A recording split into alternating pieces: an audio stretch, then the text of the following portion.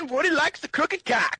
That I try to post daily on YouTube, which I'm sure you guys know is a fucking challenge in itself. What else? I do a lot of consultations too for like hormone optimization, stuff like that.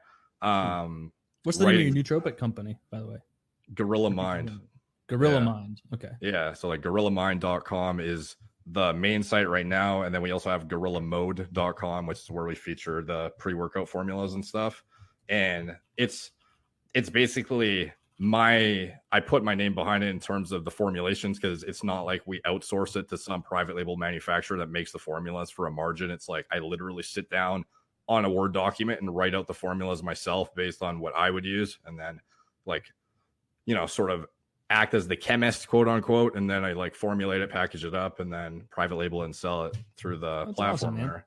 Yeah. Oh, I wanted to ask you about this. So you sound like you're familiar with the UFC. So when these fighters talk about using supplements like creatine specifically that is mixed in China, and they talk about how it could have been from a machine that previously had steroids or something else in there, and that could get contaminated, or they could test hot because they were just taking cheap creatine. Is that factual at all? Is that potentially real?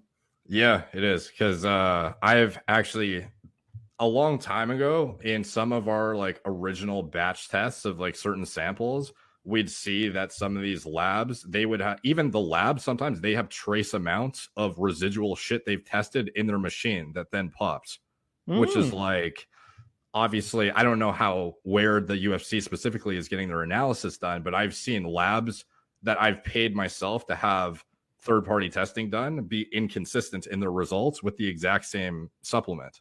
Yeah. So like I've paid to get this stuff done before too, and it's like it's definitely possible to have like minuscule amounts spike on something, but I think a lot of the times it's a cover up for like trying to get away with something, because these athletes are so aware of the risks of these supplements that it's like, would you be so dumb as to use some random company's creatine when your fucking career depends on you not getting popped?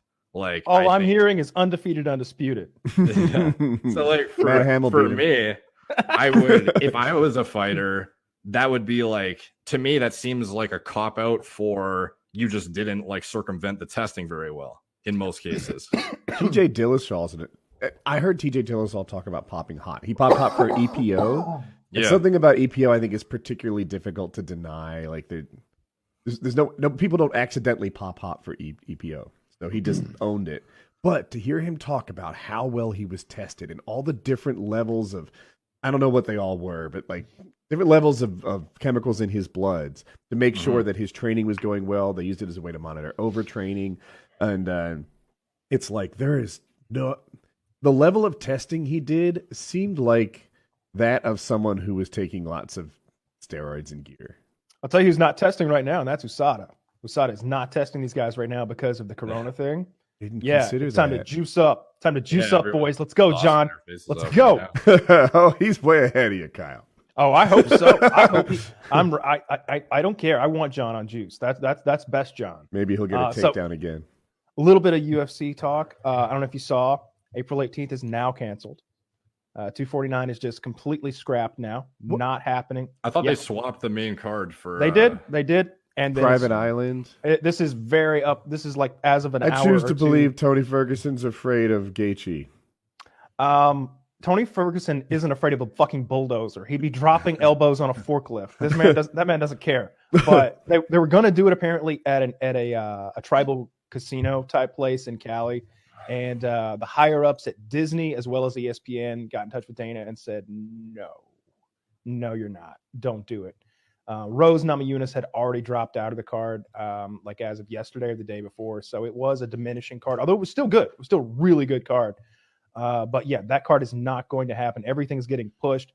And of course, Dana White has rented Fight Island, which is literally the premise of like that Bruce Lee movie and Mortal Kombat and all of my favorite like make-believe fight shit. He's renting a goddamn private island and they're building a facility to host the fights in the future. This might be my version of the perfect outcome. Is Ferguson back to Khabib on Fight Island? Or is he still with Gaethje? Well, Khabib is pretending like he can't leave Russia, so probably Gaethje. I think Gaethje stands a real chance of beating Ferguson, and that would end the Ferguson Khabib matchup, and I don't want that. I don't want that either, but I agree. I mean, anything's possible. He's definitely got a puncher's chance, and that's kind of how he rolls. He put it best himself. You know, either I KO this guy in the first or the second, or I lose in the fourth or the fifth. You know, I think that's pretty accurate. You know, nobody beats Tony's cardio, and Gaethje has not been training for a 5-round fight since like last November or something, like Tony has. So yeah. What was Khabib's excuse? He's quarantined, or what is the problem there? He doesn't honestly have a good excuse, but his excuse that I keep hearing is it's harder to leave Russia than they say.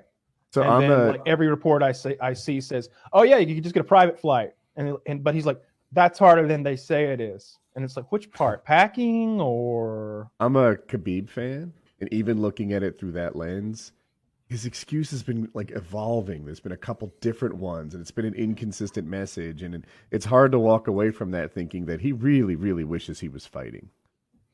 Yeah, he's not hungry to fight Tony Ferguson in the sort of like scrappy. So he might be sane. Well, first I'm going to go into the Czech Republic, and then from there I can get a travel visa to this neighboring country, and from there I can book passage on it. Like passage. He's not like digging and scraping and clawing to get there the same way. I bet if they told Tony Ferguson, like, look, you can fight in Dagestan, he'd be like, all right, well, how are we going to get me there? Maybe there's a cannon you could shoot me out of.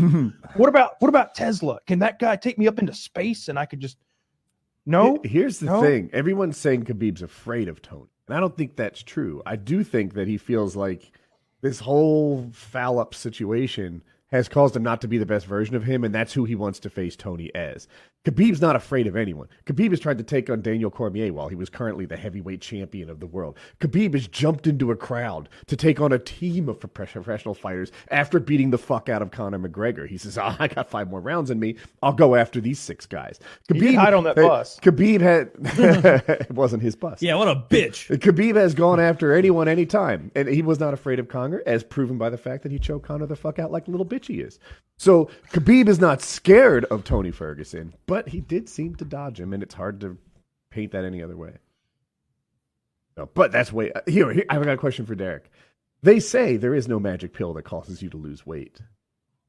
I want your opinion on that, because I would like to buy such a pill. Ooh, meth or cocaine. Oh, like actual fat loss. Yeah, there's things that are pretty intense. Like, have you ever heard of DNP before? Tell me more about this DNP. Not, but I'm taking notes. I don't recommend taking How do you spell DNP? It's like, okay, so it's like 2,4-dinitrophenol.